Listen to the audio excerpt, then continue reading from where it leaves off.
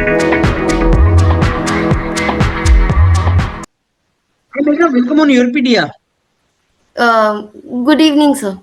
Yeah, so Meghna, you are presently doing your master's in very prestigious Lund University, that is in Sweden, one of the best Scandinavian nations to pursue your higher education, and you are from biotechnology background. So after your graduation in biotechnology, you have joined your master's program there. So today I'll interact with you, and I would like to know more about your university, the country, Sweden, for Indian students, and how was your journey, and various couple of things which students who are aspiring to be in those universities should know. So I start with your background. Please tell us which part of India you are from, and आपकी graduation कहाँ से हुई, from where you done your BTech, when did you do that, and when did you decide that okay, I want to go abroad for higher education? Okay, so to begin with, I'm basically settled in Mumbai, Maharashtra, and I did my bachelor's in biotechnology from DY Patil University. I completed my bachelor's this June 2025 with a CGPA of 9.3. During my initial semesters, I was actually more interested in giving GATE and doing MTech in India, but on more exposure and on doing some more research in LinkedIn and watching more YouTube videos, I finally decided to join in doing my masters in abroad. So then I joined YourPedia like around April 2024, and then I gave my IELTS exam on August 2024 and got a band of 7.5. Then I started applying like around October 2024 through the university's admission portal with the help of YourPedia mentors. So I applied to Sweden. I got admitted in Sweden, and I also received some more like applications from the Belgium University, KU Leuven, and also the Wageningen University, which is in Netherlands. So Okay. So, Meghna, you have very good academic background, and you are graduate of DY Patil University, which is very prestigious in Mumbai, that is Pune. And yes. Meghna, I want to ask you, like, uh, you look like getting opportunities from Scandinavian nations. I mean, you got into Sweden and you were exploring opportunities in Belgium and all these countries. So, any specific reason that you were focusing on Europe and Scandinavian nations? Um Basically, I had applied to some of the universities in US as well for direct PhD, but because they needed much more exposure, like they needed more publications, Okay. I couldn't get into it. And also, Okay. you can see nowadays the US scenario is getting worse Mm, and worse. Even many of mm. my friends have got their visas rejected. So then Okay. I switched on to Scandinavian, applying the for Scandinavian countries. Mm. I think that was exactly the time when government changed in US and you were Uh, applying for foreign universities. yes, So, yes, but it looks like blessing in disguise that you could not get into direct PhD US. Why? Because I have a reason for that. Because you're this university, and we'll talk a little later about this university. I know always say my students that if you get opportunity for masters in good universities abroad, then your PhD you can very well plan, and you can do PhD properly. yes. So I think this was a very good thing for you. Like you got now to this university, is very prestigious university, and now you will have 2 years of your experience, and then you can plan your PhD very well. So now I come to your university, Meghna. Please tell us about your this university in Sweden. What kind of university is this? Now you are there for a couple of months, I believe. So please tell us about that. So yeah, I got admitted in Lund University in the program of molecular biology, which is a specialization in molecular genetics and biotechnology. So this Lund University, according to QS ranking, it ranks around like 72 ranking. It has a ranking of 72, and in Okay. with respect to life sciences, it has ranking of under top 50. Oh. So yes. So if we go to the exposure background, it has a strong global reputation as well as a strong research focus, which is more into the R&D section. So that's what attracted me to apply to this university. Okay, Even so yeah, please go ahead. it's a very student friendly city, so Mhm. it's a Okay, good. so which city you are? This Lund is a city only, or what?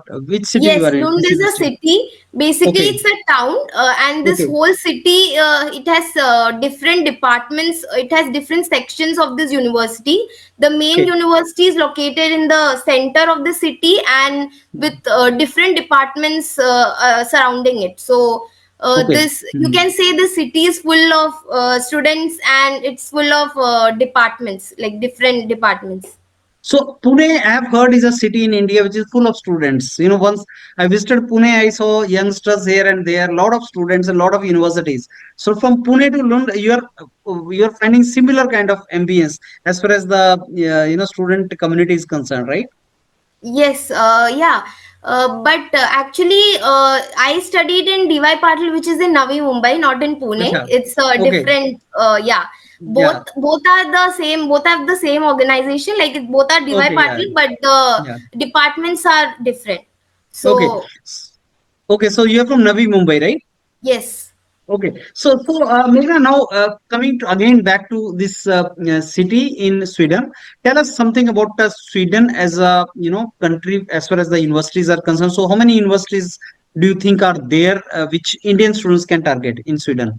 Yeah, according to me, like there are three to four top universities, which are like first one is Lund University, then comes Uppsala University, then comes Karolinska, and then KTH. So, according to me, these are the top four universities in Sweden which you can target for your masters. Okay, wonderful. So can you share also your experience as master student in the university right now? Because you were talking about like, okay, it is very good, its ambience is very good. So, what do you exactly mean by that? Yeah, so I started my master this September 2025, Hmm. and I completed my first course. And according to me, the course was very well structured. The Hmm. faculties are very well proactive in engaging the students with different seminars and much more practical exposures. If Hmm. you compare with the Indian education system, it's completely different.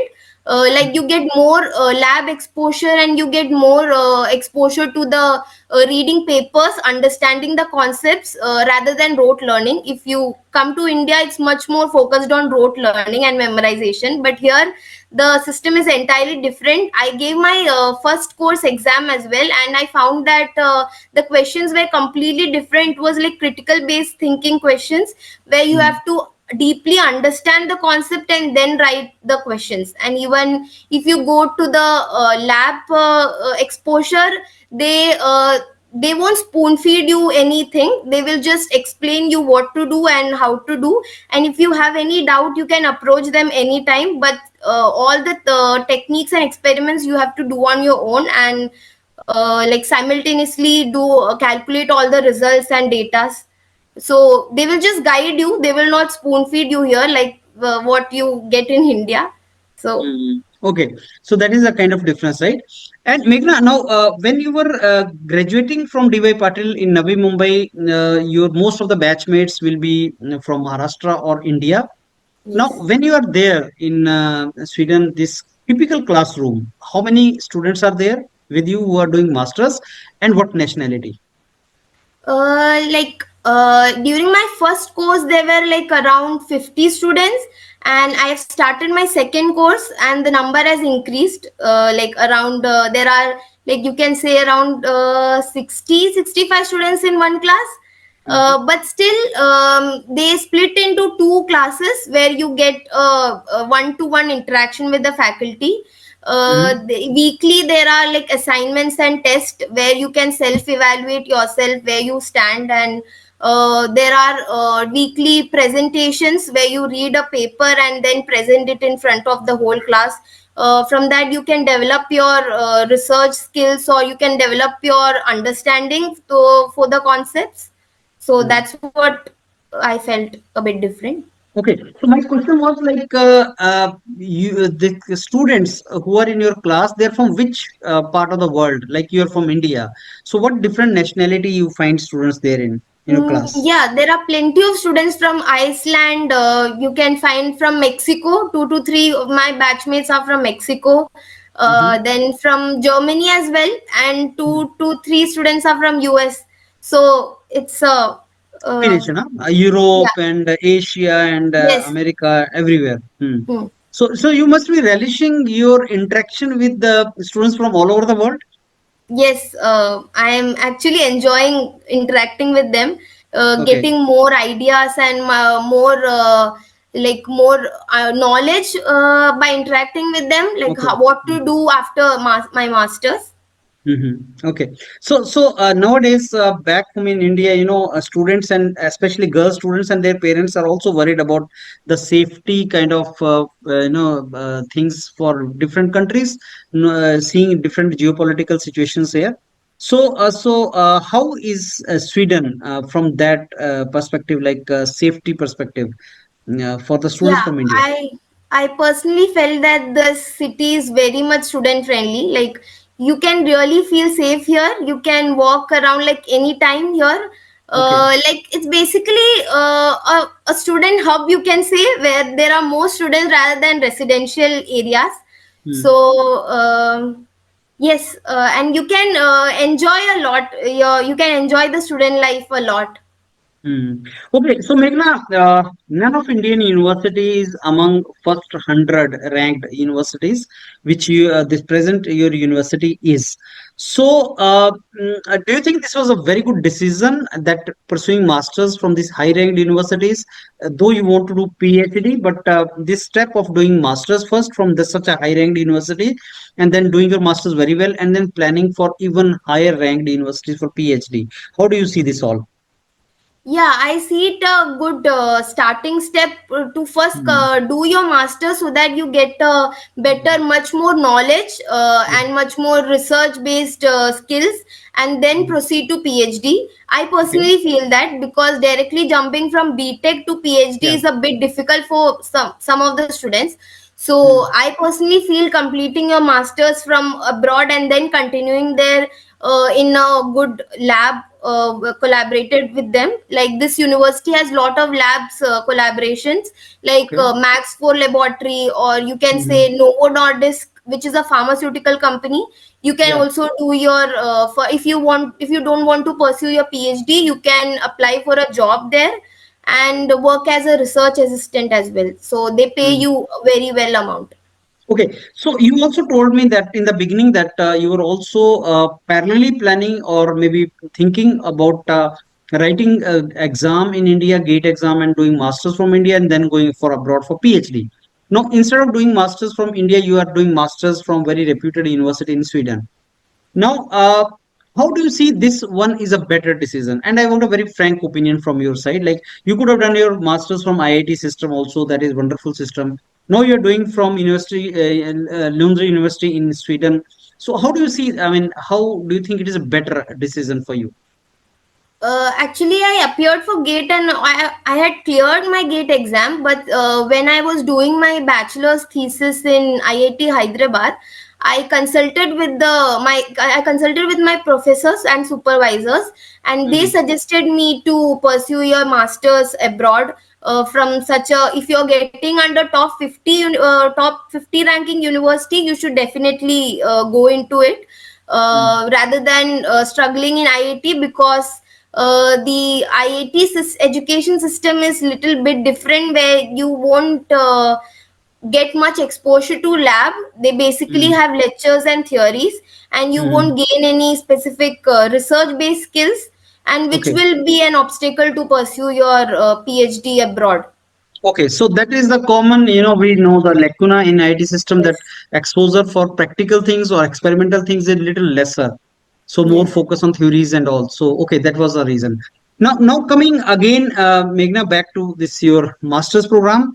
One of the main reasons, which stops capable Indian students from exploring opportunities in top 50 or 100 universities abroad is finance. Because masters may you do not get the scholarships easily, so I would Yes. like to ask you, Meghna, like how much is the expenditure part or finance part of your master's program, and if the scholarship opportunities are there, how Indian students can get the scholarships?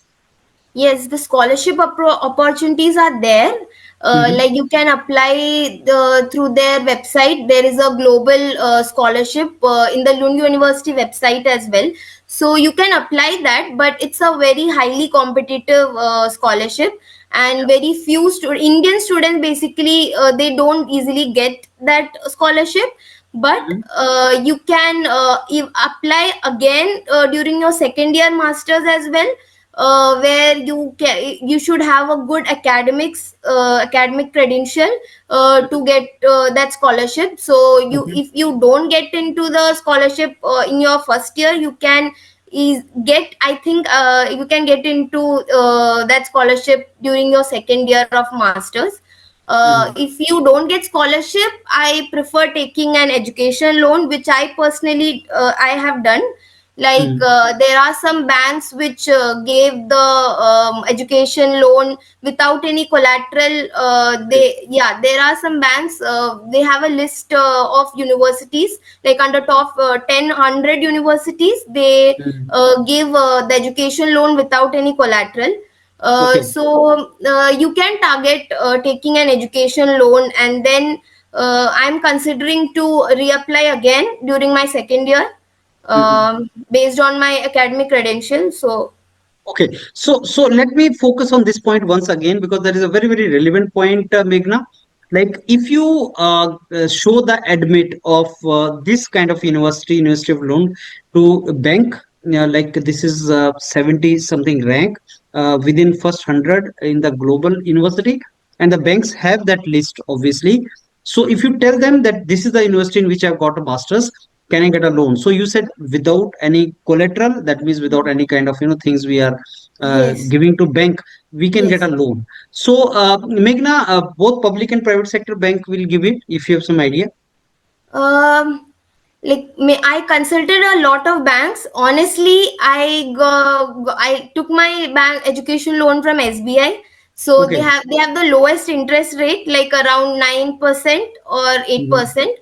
So yeah, they have a list of top 100 universities, and after consulting a lot of banks, I finally ended up taking the loan Take from from SBI. SBI. No, Yes. most of the Indian students would feel like taking from SBI because there's a public sector bank, very large bank, and Yes. we'll feel safe that okay, public sector bank we are taking the loan from. So how much is the typical scale of loan which we need to take? Because second year, I know that in the second year you can get internship also. Maybe you can start earning also if you Yes. get internship. So कितना loan की requirement पड़ती है मेघना? For a safer side, you can consider taking like around 50 lakhs. But You said one five looking or 1.5? 50. 50. Okay. Yeah, but for a safer side, if you Hmm. consider the tuition fee here, like without any scholarship, it's like around 28 lakhs. Hmm. And the living expense, the here groceries and all are like very cheap. You can, Hmm. if you don't go clubbing, and if you are not a party person, you can Hmm. easily live like within around 8,000, according to my Okay. experience, the Hmm. groceries and the food and all. Hmm. And coming to the accommodation, it's like you can get a nice studio flat under 55,000. So for the safer side, I prefer get taking a loan of 50 lakhs, but I don't think it will come like around 50. Hmm. It will be Okay. lesser. Yes. So total expenditure आपको कितना लगता है मेघना जो हो जाएगा total रहने का और ट्यूशन फीस वगैरह सारा कितने लाख में मास्टर्स हो सकती है इन Sweden? Coming to like starting with the visa, if you say the applying for a residence permit for 2 years, it's like around 13,000, 1 3. Hmm. Hmm. And then after that, you apply the housing. You apply for housing via their LU accommodation website, and hmm. it's like kind of lottery system where you can get either a studio flat or a corridor room. Hmm. So the rates, they do differ. Like hmm. for 10,000, they can differ like between 10,000 or 20,000. Hmm. And yeah, and the groceries, I told you, like it will come around maximum 10,000, okay. if you restrict yourself and don't spend much. Hmm. Um, and Hmm. you can even get a bicycle for to avoid the transportation Okay. expenses, Hmm. so it will save a lot of amount. Hmm. um, So क्या so so if I ask my question like 30-35 में हो सकता है masters? mm, 40 you can 40. target, But yes. are you also considering that second year में you can earn also little bit? Yes, you can get paid internships during your summers. Mm-hmm. Like there will be a 3 month summer break where you Okay. can get a paid internship by applying through different labs, and Mm-hmm. then you can continue your thesis, master's thesis in that same lab. And then, if you feel interested in doing further in that same lab, you can even do approach for a PhD position. Mm-hmm. Depends on the funding as well. So. Okay, okay, okay, Meghna. Now this university is very reputed. It is among top 100 universities. So can you tell me like what credentials are required to be in such kind of universities for masters? क्या चाहिए? CGPA चाहिए, research work चाहिए, SOP जो आप लिखती हैं. What is required so that a candidate can think of getting into these universities? Yes. Firstly, a good CGPA should be like above 8.5. It is required, it is mandatory. The Mm. CGPA should be above 8.5, Mm-hmm. and you should have a good IELTS score as well, like around Mm-hmm. above 7, Mm-hmm. to get into such university.